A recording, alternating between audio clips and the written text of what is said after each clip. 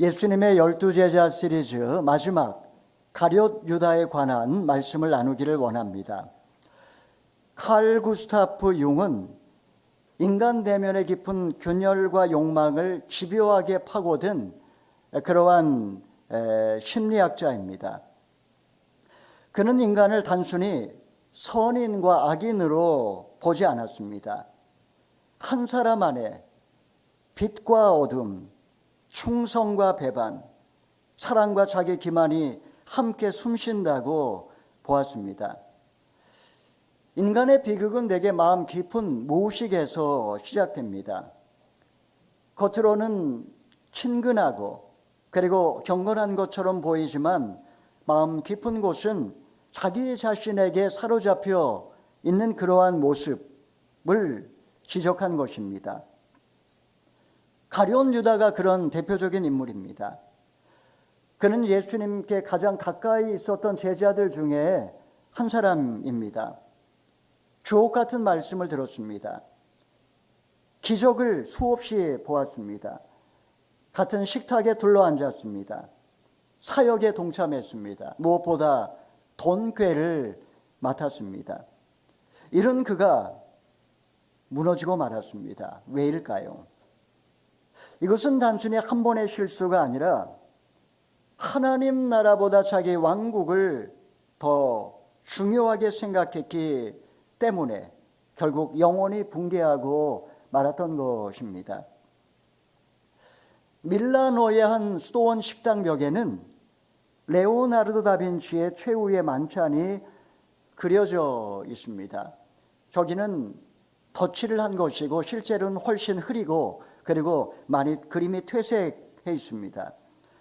사람들은 그 그림 앞에 서면 먼저 예수님의 얼굴을 보고 그 다음에 거의 본능처럼 가룟 유다를 찾습니다. 뜻밖에도 그는 식탁 바깥에 쫓겨나 있지 않습니다.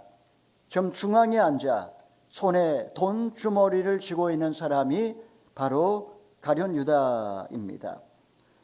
유다는 다른 제자들 틈에 앉아 있습니다. 같은 자리에서 같은 상을 앞에 두고 같은 말씀을 듣고 있습니다. 이것이 바로 유다의 비극입니다. 그는 처음부터 낯선 악인이 아니었습니다. 예수님 곁에 가장 가까이 앉아있던 제자들 중에 한 사람. 안타깝게도 그의 마음 중심은 끝내 예수님이 아니라 자기 기대와 자기 계산에 사로잡혀 있었습니다. 유다는 멀리 있지 않습니다. 오늘 우리는 그를 손가락질하기 전에 먼저 나 자신을 돌아보게 됩니다. 주님 가까이 있는 듯 하지만 여전히 자기 자신을 붙들고 사는 인간. 이것이 바로 자기 중심성의 위험이라고 할 수가 있습니다. 자기 중심성은 단순히 이기적인 성격을 말하는 것이 아닙니다. 그것은 존재의 방향이 뒤틀어진 그런 상태를 말합니다. 내가 세상의 중심이 되고 내 해석이 기준이 되고 내 기대가 하나님보다 앞서는 상태, 하마르티아, 관역에서 빗나갔다라고 하는 이 죄의 본질은 바로 여기에 있습니다. 내가 중심에 앉아 있는 겁니다.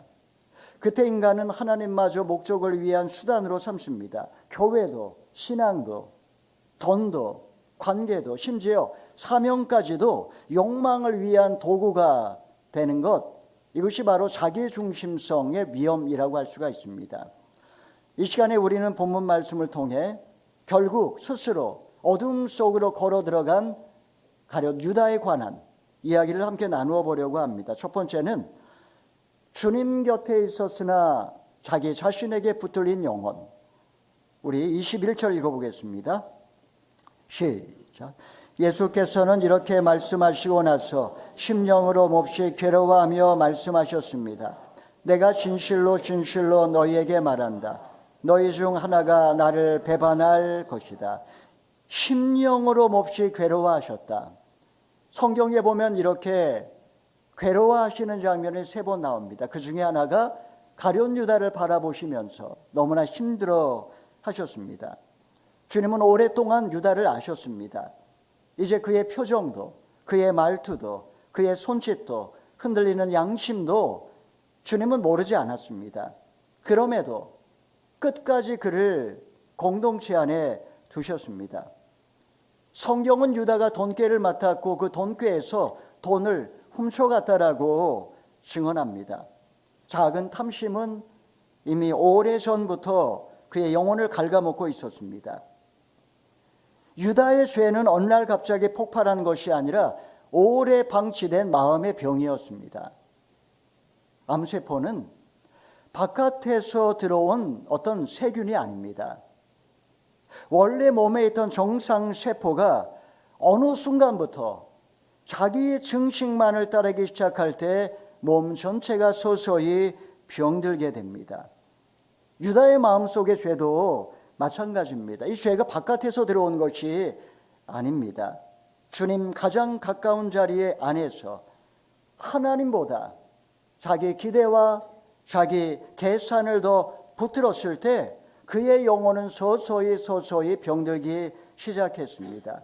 자기 중심성은 암세포처럼 이렇게 아주 작아 보이지만 오래 방치하면 결국은 자기 자신과 공동체 전체를 무너뜨릴 수 있습니다. 유다는 지난 3년 동안 예수님을 따라다녔습니다. 하지만 예수님 중심으로 살지는 않았습니다. 그는 예수님 곁에 있었지만 자기 자신의 존재를 온전히 내어드리지를 않았습니다. 존재의 가장 깊은 곳에서 그는 여전히 자기의 목적을 위해 살고 있습니다. 여러분, 이런 것을 위선이라고 이야기를 합니다. 페르소나, 가면이라는 뜻이죠. 위선은 반드시 남을 속이는 그런 행위만을 말하는 것이 아니고 그 전에 먼저 자기 자신을 속이는 일입니다. 가룟 유다는 단순히 악인이 아니라 자기 안의 그림자를 직면하지 못한 인간, 무지한 인간이었던 것입니다. 가룟 유다는 자기 안의 탐심과 욕망과 실망을 오랫동안 품고 있었습니다. 무의식 속에 억압한 이런 그림자는 사라지지 않고 점점 자라게 되면 압력을 이기지 못하고 결국은 그의 존재 자체를 삼켜버립니다. 유다의 비극은 예수님 곁에 있으면서도 자기 안에 있는 이 왜곡된 그림자를 자기 성찰을 통해 직면하지 못한 데 있습니다. 신앙적인 태도란 무엇일까요? 신앙적인 태도는 careful consideration이라고 이야기합니다. 조심스러운 숙고의 태도, 이것이 신앙의 태도라고 할 수 있습니다. 유다는 주님 가까이 있으면서도 결코 자기 자신 내면을 조심스럽게 들여다보지 못했습니다. 여러분, 우리도 예수님을 이용할 수 있습니다. 불안을 해결하기 위해, 성공을 보장받기 위해, 자존심을 지키기 위해, 나의 꿈을 이루기 위해서 말입니다. 교회도 비슷하죠. 교회를 인정 욕구를 채우는 무대로 삼으면 그러면 이 공동체는 서서히 무너지기 시작합니다. 돈도 마찬가지입니다. 돈이 내 마음 중심의 우상이 되면 존재가 왜곡되기 시작합니다. 권력도 다르지 않습니다. 대단한 권력을 말하는 것이 아닙니다. 가정에서, 직장에서 내게 주어진 작은 권력도 결국은 관계를 통제하려고 하면 결국은 서로를 병들게 하고 아프게 하는 겁니다. 사랑하는 여러분, 유다의 비극은 예수님으로부터 멀리 떨어져 있었기 때문이 아니었습니다. 주님 가장 가까이 있으면서도 끝내 자기 자신을 내려놓지 못하는 데 있습니다. 오늘 우리에게 던져진 질문은 이것입니다. 우리가 지난 세월 오랫동안 예수님을 따르고 있지만 정말 나는 예수님을 따르고 있는가? 아니면 주님을 통해 나 자신의 그 꿈을 이루려고 하는가? 가까이 있다고 해서 안전이 보장되는 것이 아닙니다. 여러분, 진정 중심으로부터 돌이킨 사람만이 참 제자가 될 수 있는 줄로 믿으시기를 바랍니다. 둘째로, 수단과 목적이 뒤바뀐 영혼의 붕괴. 우리 26절, 27절 읽어보겠습니다. 시작. 예수께서 대답하셨습니다. 내가 이 빵 한 조각을 적셔서 주는 사람이 바로 그 사람이다. 그리고 예수께서 빵 한 조각을 적셔서 시몬의 아들 가룟 유다에게 주었습니다.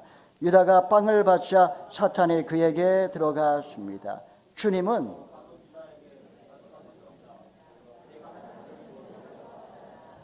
아멘. 주님은 이미 사랑으로 유다에게 다가오셨습니다.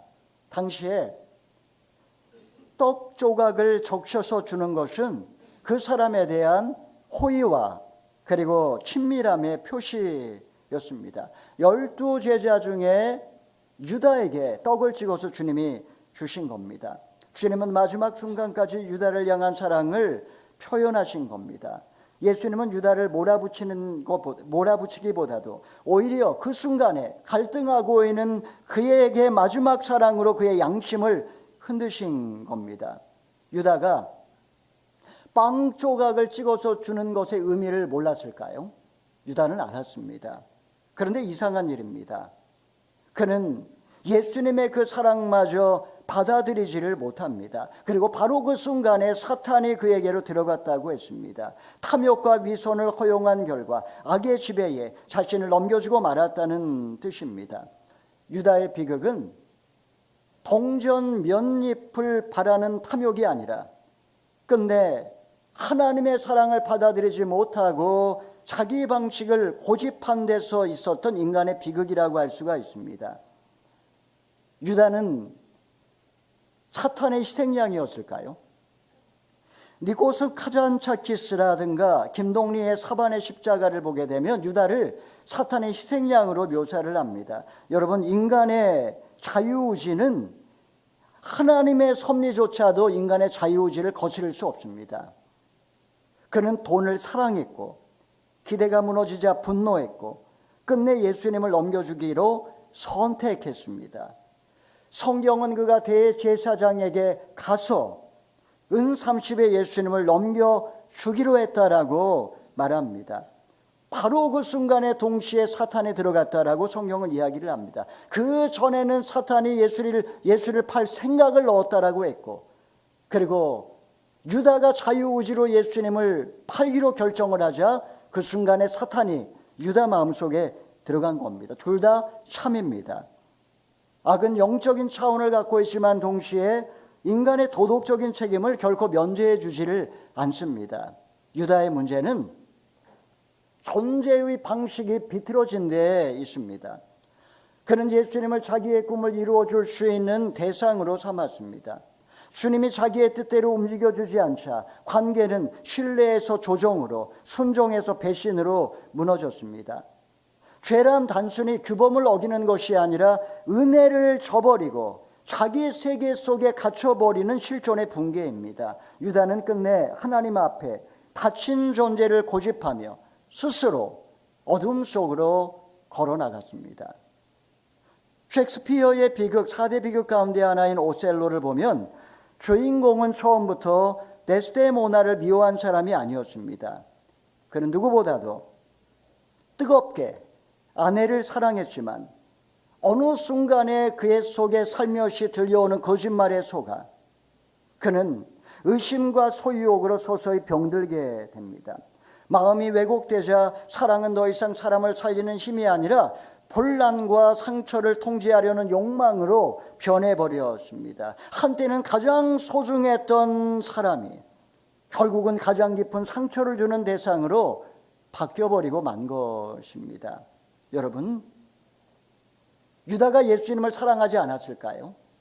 유다도 예수님을 사랑했을 겁니다. 주님을 따르던 마음이 자기 생각에 서서히 사로잡히면서 사랑은 배신으로 무너지고 말았습니다. 왕이 되지 않고 권력을 잡지 않고 로마를 뒤엎지 않고 자기 십자가를 지고 가겠다라고 하신 그 주님 메시아, 그에게 예수님은 이제 경배의 대상이 아니라 실망의 대상이 되었습니다. 사람이 욕망에 갇히면 하나님의 뜻이 아니라 자기 시나리오를 절대화하게 됩니다. 그때 뜻이 어긋나면 사랑은 곧 적개심으로 바뀝니다. 유다의 비극은 단지 동전 몇 입에 대한 탐욕이 아니라 끝내 하나님마저 자기 방식으로 이끌고 가려고 했던 인간의 비극이었던 겁니다. 유다도 지금 우리에게 분명히 보여주는 메시지가 있습니다. 여러분, 우리는 어떨까요? 이것이 그저 그냥 유다만의 이야기일까요? 기도응답이 내 뜻과 다르면 주님께 실망합니다. 교회가 내 기대대로 움직여주지 않으면 점점 마음이 멀어집니다. 공동체가 내 마음 상처를 알아주지 않으면 쉽게 냉소에 빠집니다. 하나님 나라보다 내 자존심이, 내 해석이, 내 유익이 앞서면 인간은 얼마든지 사랑 대신에 배신을 선택할 수 있습니다. 유다가 예수님께 옵니다. 그리고 라삐오 안녕하십니까? 라고 인사를 하고 뺨에 입을 맞춥니다. 유다는 입맞춤으로 예수님을 팔아넘깁니다. 죄는 얼마든지 거룩한 언어와 친밀한 몸짓으로 악을 저지를 수 있습니다. 사랑하는 여러분, 주님보다 나의 기대를 더 붙드는 마음은 결국 배신을 낳습니다. 하나님이 중심이 아니면 내가 내 마음 중심의 주인으로 자리 잡게 되는 거죠. 내가 중심이 된다면 결국 모든 관계는 결국 이용의 대상이 될 수 있습니다. 주님도, 사람도, 이웃도, 교회도, 가족도, 사명도, 돈도, 권력조차도 모두 내 목적을 이루기 위한 도구가 됩니다. 그리고 그 순간에 그의 존재가 무너지고 마는 거죠. 이것이 바로 유다의 타락입니다. 그는 돈 때문에 망한 것이 아니라 하나님 나라보다 자기 자신을 더 사랑한 것 때문에 망한 것입니다. 세 번째로, 비극 앞에서 돌아오라는 음성. 우리 30절 말씀 읽어보겠습니다. 시작. 유다는 빵 조각을 받은 후 밖으로 나가 버렸습니다. 그때는 밤이었습니다. 오늘 본문 말씀은 그때는 밤이었습니다라는 짧은 문장으로 끝을 맺고 있습니다. 이 말씀은 단순한 시간을 이야기하는 것이 아닙니다.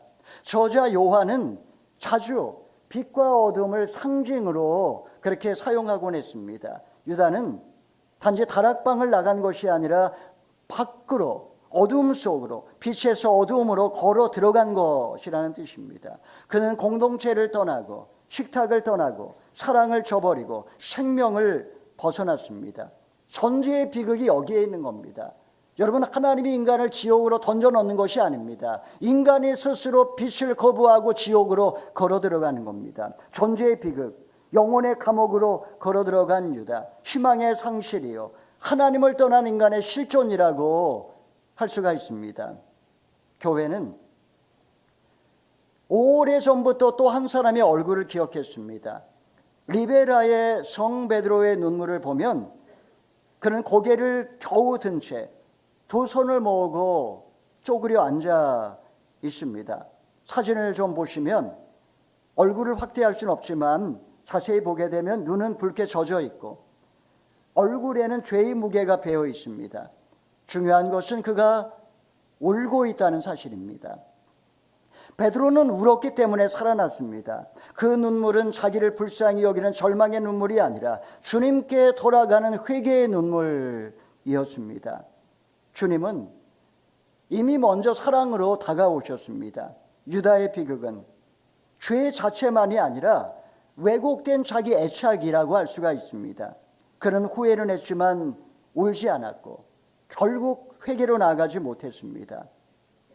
죄책감은 은혜의 문을 여는 통로가 될 수 있지만 어떤 경우에는 절망의 감옥이 될 수도 있습니다. 참된 회개는 자기 죄를 크게 보는 데서 끝나지 않고 그 죄보다 크신 하나님의 자비하심으로 겸손히 나오는 데 있습니다.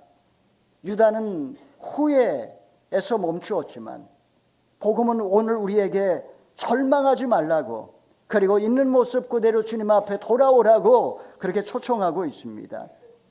후회와 회개의 차이를 우리가 종종 이야기를 하죠. 후회는 죄의 결과 때문에 괴로워하는 것이 후회입니다. 회개는 하나님께로 돌이키는 겁니다. 메타노이아, 돌이키는 것을 말하는 겁니다. 후회는 자기의 붕괴를 슬퍼하지만 회개는 죄를 미워하고 은혜의 보좌 앞으로 얼굴을 돌이키는 겁니다. 베드로도 넘어졌지만 통곡하며 주님께 돌아왔습니다. 유다는 괴로워하면서도 울지 않았고 결국 절망 속으로 가라앉고 말았습니다. 절망은 끝까지 은혜를 믿지 못하는 상태를 말합니다.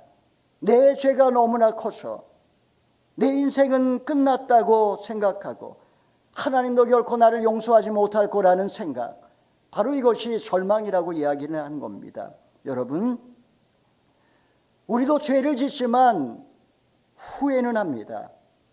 문제는 회개를 미룬다는 데 있습니다. 진정으로 은혜의 보좌 앞에 나가지를 못하고 절망에 빠져있는 상태, 마음이 아프고 괴롭지만 정작 하나님 앞에 엎드려 방향을 바꾸지는 못합니다. 사람을 찾아가서 용서를 구하지도 못하고 죄를 끊어내지도 못하고 오래된 위선을 하나님 앞에 있는 그대로 드러내지도 못합니다. 그냥 그저 괴로워만 합니다. 죄책감 자체가 구원은 아닙니다. 눈물 자체가 회개는 아닙니다. 절망은 어찌 보면 희망을 잃어버린 불신일 수도 있습니다.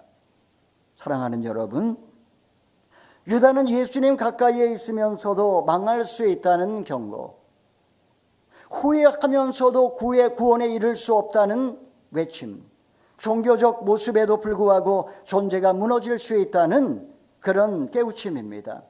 동시에 오늘 말씀은 복음으로의 초청이기도 합니다. 유다가 받은 빵은 마지막 사랑의 표시였습니다.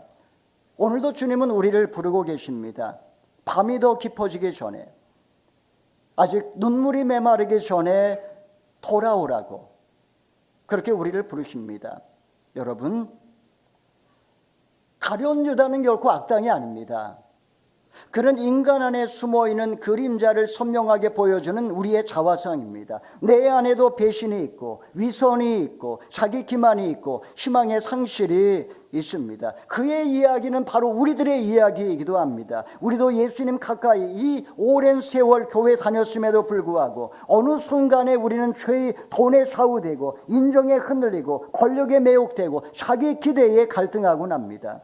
우리도 죄를 짓고 절망하고 괴로워합니다. 우리도 눈물은 흘리지만 회개는 미룹니다. 복음은 거기에서 멈추지 말라고 우리에게 말씀하고 있습니다.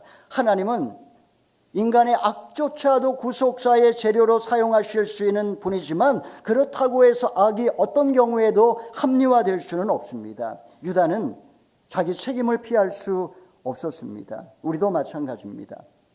그럼에도 불구하고 유다는 비극으로 끝났지만 우리는 아직 기회가 있습니다. 우리 앞에 구원의 문이 열려 있고 아직 우리는 돌아갈 수 있습니다. 여러분, 오늘 말씀 앞에서 나 자신에게 조용히 묻고 싶습니다. 지금 내 마음의 중심에는 누가 앉아 있는지, 나는 정말 주님을 사랑하는지, 아니면 주님을 통해 내 뜻이 이루어지기만을 바라고 살아왔는지 말입니다. 내 안에 숨어있는 탐심은 없는지, 사랑이라고 말하면서도 사실은 누군가를 이용하고 있지는 않은지, 교회에 이토록 오래 머물면서도 여전히 내 마음은 세상에 가 있지는 않은지, 말씀은 오늘 우리를 그 자리로 데려오고 있습니다. 사랑하는 여러분, 주님은 나를 다그치기보다 조용히 물으시고 나를 밀어내기보다도 잠잠히 기다리시고 나를 포기하기보다도 끝내 나를 사랑의 자리로 부르십니다. 너는 어디에 있느냐? 왜 더 깊은 밤으로 가려고 하느냐? 왜 홀로 절망하며 무너지려고 하느냐? 내게로 돌아오라고 주님은 말씀하십니다. 오늘 설교의 마지막은 불안과 두려움보다도 은혜의 여운으로 남습니다. 유다의 길은 후회에서 멈추었지만 예수님은 항상 돌아온 탕자를 다시 품으시고 용서하시고 회복시켜 주시는 하나님이신 줄 믿으시기를 바랍니다. 사랑하는 성도 여러분, 우리에게는 아직 시간이 있고 마음이 완전히 닫히지 않았고 눈물이 다 메마르지 않았고 은혜의 식탁도 치워지지 않았으며 아버지의 두 팔은 여전히 열려있다는 사실, 여러분, 이것이 우리의 소망입니다. 어쩌면 신앙이란 강한 사람이 되는 일이 아니라 있는 모습 그대로, 무너진 그 모습 그대로 자기 중심성의 어두움에서 벗어나 자비의 하나님 앞으로 잠잠히 걸어 나오는 일인지도 모릅니다. 잊지 마십시오. 유다는 멀리 있지 않습니다. 내 안에도 지금 작은 유다가 숨쉬고 있습니다. 우리 모두가 이 밤이 지나가기 전에, 나의 심령이 멀어지기 전에 눈가에 눈물이 식어버리기 전에 주님의 부르심 앞에 나와서 남은 인생 돈보다 하나님 나라를 더 사랑하고 권세보다 섬김을 더 귀하게 여기며 약속의 말씀을 믿고 그리스도께로 돌이켜 좁은 길을 따라 주님을 닮아가시는 진정 참제자가 되시기를 주님의 이름으로 축원합니다. 아멘.